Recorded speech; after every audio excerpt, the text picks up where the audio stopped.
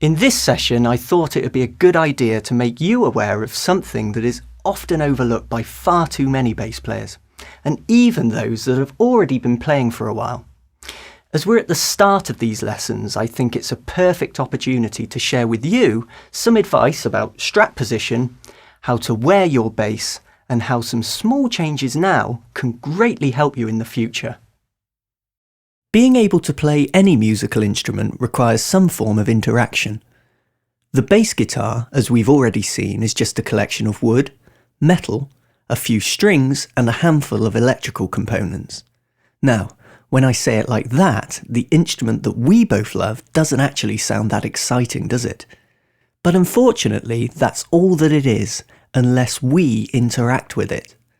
Suddenly, together with the bass, we have an amazing ability to get people to move and dance, and to feel our emotions through the music that we play. Unfortunately, far too many players never actually develop these deeper levels of interaction with their basses because they don't pay attention to the small details that together add up to make the bigger differences. So, let's have a look at how we interact with the bass. To help you grasp and better understand this concept and make it work for you, let's say that there are three main areas that we use to interact with the bass. Two of these are quite obviously our left and right hands, and for the purpose of these sessions I'll always refer to this one as the fretting hand and this one as the plucking hand. Now, it's so very important that we interact using our hands and our hands only to play the instrument and not to hold or support its weight. This is where we need our third area, which can be described as the torso. Now, all of this wood and metal weighs something, and having been told that we shouldn't be using our hands to hold the instrument up, then hopefully you can begin to see how important it is to let your body and your body only take the physical weight of the bass. This is where our strap comes in. It's this rather unassuming strip of material that allows our body to take the weight of the bass and leave our fretting and plucking hands totally free just to play it. We'll talk about the strap, and in particular its length, very soon. But for now, just put your bass on and just take a look at how it balances. Now, in most cases, basses tend to be what we call head heavy. This is because typically the headstock has several metal tuners mounted to it, and when we wear the bass, it's this mass and weight that wants to pull the headstock downwards. Just take a moment to see how your bass balances, and whether the headstock wants to move towards the floor. But don't panic if it wants to nosedive. Let it. After all, this is what it naturally wants to do. Okay, you might have already been playing your bass for some time with this head-heavy balance occurring naturally every time you put it on, and I guarantee that you would be using your fretting hand to try and hold the neck up in an attempt to counteract the heavy headstock. Now, wouldn't your fretting hand have a far easier job if its sole purpose was just to fret the notes using good technique? Of course it would. See, you're already starting to appreciate the benefits of a headless bass, and this is one of the main reasons why they were designed in the first place. What I want you to do now is lengthen your strap significantly and then put your bass back on. Notice how the weight in the body of the bass takes over and heads towards the floor, this time swinging the neck upwards. Now, most of you will be loving how this looks, but before you rush off to rock out in front of a wall of amps and speaker cabinets, let's just have a quick look at our plucking hand.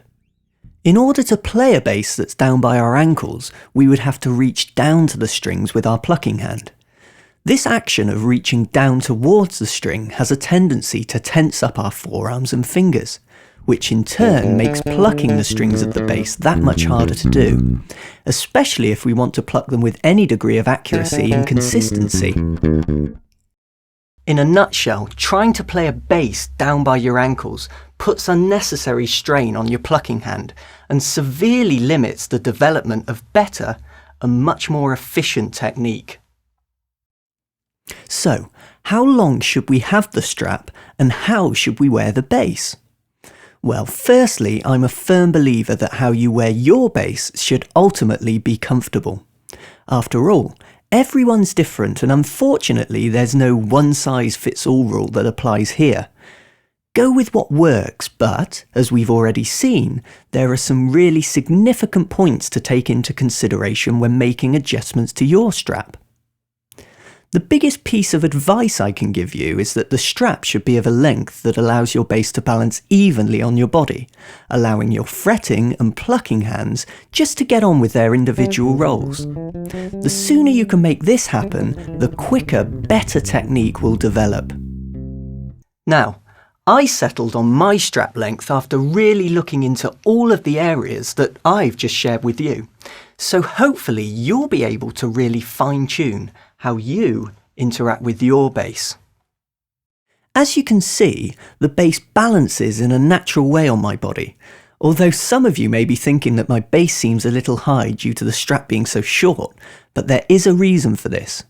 I, as most people, do most of my practicing sat down, so I settled on a strap length that will ultimately hold my bass in the same position regardless of whether I was standing or whether I was sitting.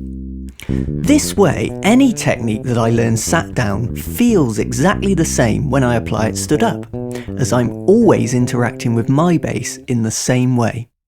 Once I found the strap length that perfectly suited my needs, I permanently fixed the strap at that length to prevent it from changing in the future. I strongly suggest that you try these ideas for yourself, and I think you'll be amazed at how these simple and quite sometimes overlooked points can make a big difference to how you play and how you interact with your bass. Good luck, and I'll see you next time.